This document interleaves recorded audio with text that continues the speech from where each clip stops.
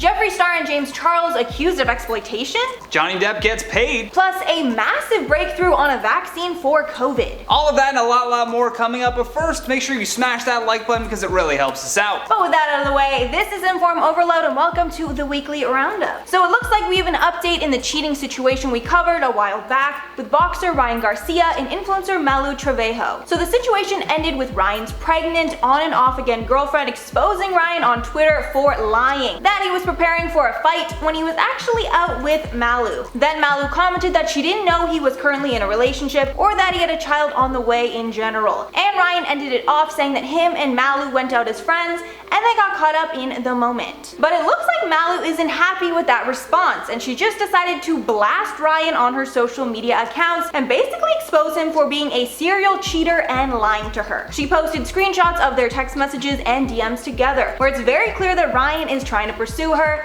while she keeps asking what his situation with his girlfriend is. One convo consisted of Ryan telling Malu to come over, but Malu was concerned if his girlfriend or wife was there, and Ryan assured her that they were not together. Then in another slew of messages, Malu calls him out for saying that their makeout was a heat of the moment interaction and that it was a mistake online when it was clearly planned by Ryan pursuing her. And the last set of DMs was with Malu and Andrea, who's Ryan's pregnant on and off girlfriend or even fiance, I don't even really know anymore. But there were messages showing that Malu apologized to her for the cheating and also broke the news that Ryan was actively pursuing her, so she figured he was single. And I was happy to see that the ladies made up and blamed the whole thing on Ryan because he's the one that deserves literally all of the blame. And now to Johnny for some news about Jeffree Toobin, if you remember who that is. For those of you who don't know, Jeffree Toobin is an author and legal analyst that just got the boot from a job he held for nearly 3 decades. Mr. Toobin was initially suspended by the New Yorker as well as CNN for exposing himself on a Zoom call with staff members from the magazine as well as staffers from WNYC Radio. Jeffree was on the work call when he excused himself, although he must have thought that you could pause what the webcam was seeing because he just started, well, going to town on himself in an incident that he now calls embarrassingly stupid. He also insists that he thought that he was muted and his camera was off. After an internal investigation, Jeffree confirmed his dismissal from the New Yorker when he tweeted, "I was fired today by the New Yorker after 27 years as a staff writer. I will always love the magazine, will miss my colleagues, and will look forward to reading their work." And in response, his colleagues said that they too look forward to reading his work, but they just can't seem to get the pages unstuck. With that though, let's send it over to Jared, who is joining us live from the Pfizer head office for some updates on sports and science.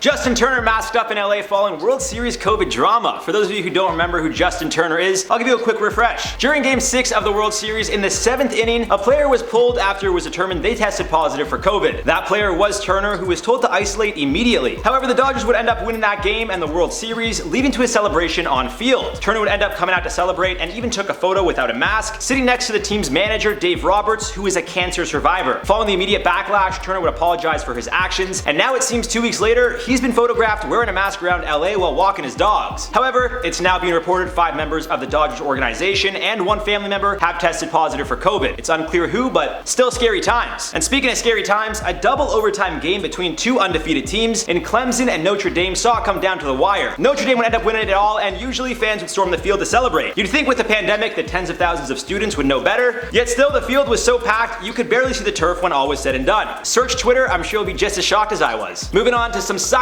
news, Pfizer COVID vaccine had a breakthrough. In some more positive news, pharmaceutical company Pfizer announced earlier this week that early data from their vaccine shows more than a 90% effective rate. More than 43,000 people volunteered to be part of the clinical trial and either got 2 doses of the vaccine or a placebo. The data then looked at the first confirmed 94 cases of people infected who were a part of the trial, with the data showing that only 10% of those administered the vaccine tested positive for the virus, while 90% of those who were given the placebo had also tested positive for COVID. The reports claim that the 90% effectiveness occurred 7 days after the second dose, which means the protection against the virus starts 28 days after the first dose is administered. I'm just having such a hard time saying the word administered, so just give me a break.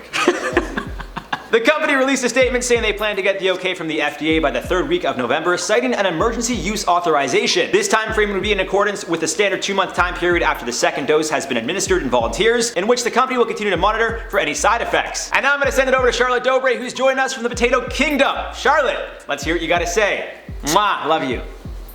Thanks, Jared. Hey everybody, I'm Charlotte Dobre, reporting to you live from the Potato Kingdom, aka my home studio. I miss you guys. How's it going? Decided to pop in a little bit here for a nice little insert and an update on the Johnny Depp Amber Heard case. You might already know by now that Johnny Depp has left his role in the Fantastic Beasts franchise. Warner Brothers cut ties with Johnny Depp after a judge ruled against him in his libel case against the British tabloid The Sun. You know, the one where The Sun called Johnny Depp a wife beater? That one. Johnny Depp went on Instagram this week to announce to his followers that he was being forced to leave his role as Grindelwald, adding that he is planning to appeal and that the allegations against him are false. Many of us are very sad to see Johnny leave the Fantastic Beasts franchise, but the good news is for Johnny that he won't actually lose much monetarily, all thanks to a special clause in his contract called pay to play, which indicates that he gets full salary regardless of what happens to the film. That means that he's still gonna take home $10 million even though he's not in the movie. So what's gonna happen to the Fantastic Beasts franchise now that Johnny isn't in it? He is Grindelwald after all. Well, Warner Brothers is planning to recast the role of Grindelwald, and the movie is pushed back to the summer of 2022. All right, guys, that is all I have for you on that. Thanks for letting me stop in for a little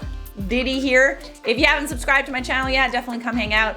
I miss you guys a lot. And now over to Brie.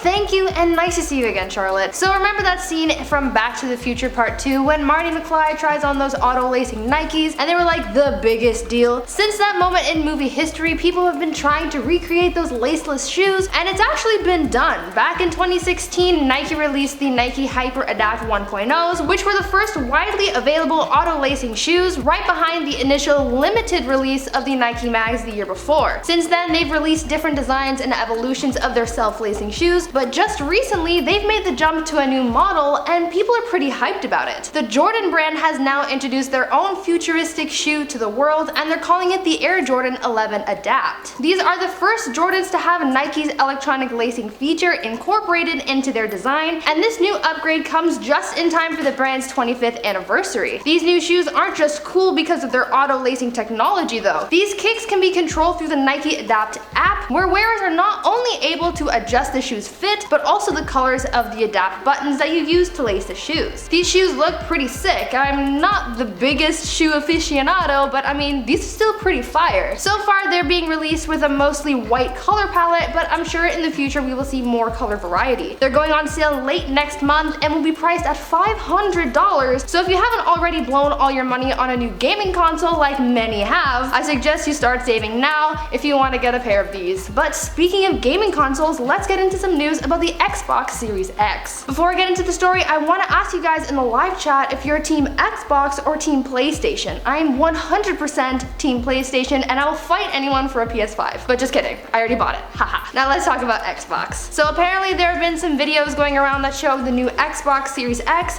emitting smoke from it. If you've seen the videos, it looks pretty bad, I'm not gonna lie. Like if you were a consumer who couldn't decide between Xbox and PlayStation, even though PlayStation is the better choice, you'd be a little scared to buy the Xbox for fear of spontaneous combustion. But fear not, gamers, your Xbox is fine. Well, if you consider its inferior nature to be fine. Turns out that these smoking console videos are a complete hoax and have been debunked. Though these videos show tons of smoke coming out of the top of the console, turns out that this effect is actually really easy to recreate using a vape. According to some Twitter debunkers, or whatever you want to call them, if you turn your console off, blow vape smoke into the top of it, wait about a minute for it to settle, and then turn the system back on, the fans will blow the smoke up and out of the box, making it look like it's about to combust. Really, this hoax has just become a meme and no harm has really come from it, but it's still entertaining to see this happen to an Xbox. PlayStation would never. Now back to Johnny and Mackenzie. I don't know, you getting those shoes? No, I'm not much of a shoe gal. You know, I kind of stick with the same. You're not I have just my riding tired of boots. tying your own shoes? At the very least? I actually don't tie my shoes at all. I literally just slip on, slip off. I'm one of those people. Oh, okay, Yeah. nice. I wish I could do that, but I just destroy all of the heels in my shoes by doing that. I need some better slip-on shoes, but it is almost winter here in Canada, so probably not gonna happen. Don't remind me. Like, seriously, don't actually remind me. We need knee boots. Cry thinking about it. The Xbox though, I played both. I played Xbox and I played PlayStation. Yeah. And then I saw these smoking videos and I was like, classic Microsoft. Like I didn't even question whether or not it was Yeah. real or not. So No, didn't someone's phones blow up a few years back? I think Google. It just knows? happens all the time. Also, I'm team neither because I literally have never played a game. I don't think. I don't play tell, games. guys. Mackenzie I don't doesn't play play games. Okay, guys? No, I've never played like a video game other than maybe on the computer a little bit, but it's not my first choice of thing to do. I feel that. I'm fine with that. But let's move on to some feel-good news, shall we? Oh yes, of course. A 4-year-old boy from Los Angeles was just made an honorary firefighter after he was able to rescue his younger brother. Mason Ochoa was at his home when he noticed his little brother, 1-year-old Nicholas, fall into the pool in their backyard. Mason wasted no time and rushed outside where he was able to grab onto his little brother's arm and keep his head above water as he yelled for help. Thankfully, Mason's mother saw her son struggling and rushed out to help as his dad called 911. In the 911 recording, his father can be heard as saying, "My wife told me right now that my son fell in the pool and he wasn't breathing, that he's crying right now, but that his face is purple. She can't talk right now, I'm on my way to them." Due to Mason's quick response though, Nicholas had been saved, and after being evaluated, it was determined that he didn't have any serious injuries from this traumatic incident. Because of this, Mason was then awarded the Hometown Hero Award, and the local fire department made him an honorary firefighter. After he received this award, the fire chief even joked that the young boy has a job there if he wants one, but maybe in another 14 years. And now over to Mackenzie for our lead story. So next up we have a bit more of a serious story, and some massive influencers as well as a clothing brand are being accused of exploiting animals. This started when new fashion brand Bananas Monkey decided to send PR to some big influencers, and the PR was a box of clothing and a live monkey sitting on a stool waiting for the influencer to come outside and see it. And some of the influencers, including James Charles and Jeffree Star, even decided to take pictures with the monkey, furthering claims of exploitation. And both men are being called hypocritical as they promote cruelty-free beauty products on their channels, but then participate in things like this. And after this backlash started, people are now trying to figure out who owns the brand and made that PR decision, with people thinking that it might actually be the Ace family of all people, as they have been promoting the brand on their socials a lot. But that's just speculation. People are now taking out their frustrations online, with one person writing, "Those monkeys are living beings, not props. The brand is terrible for using them this way, but those influencers are just as bad for supporting and promoting this." Then some more negative attention was brought towards Jeffree, with people remembering that he used a live alligator in his latest launch video, with people again bringing up the hypocrisy because he sells vegan and cruelty-free products. PETA ended up making a statement on the matter, saying the way the influencers are using the animals is fueling the dangerous animal trade industry. However, I also saw a lot of people saying that it wasn't that big of a deal because the monkey was just kind of chilling on the stool and didn't do like tricks or anything, comparing the monkey to having a dog or cat promote the products. And I would love to hear your thoughts on this one in the live chat or comments. Where do you guys stand on this? I personally think that it definitely is animal exploitation. Anytime that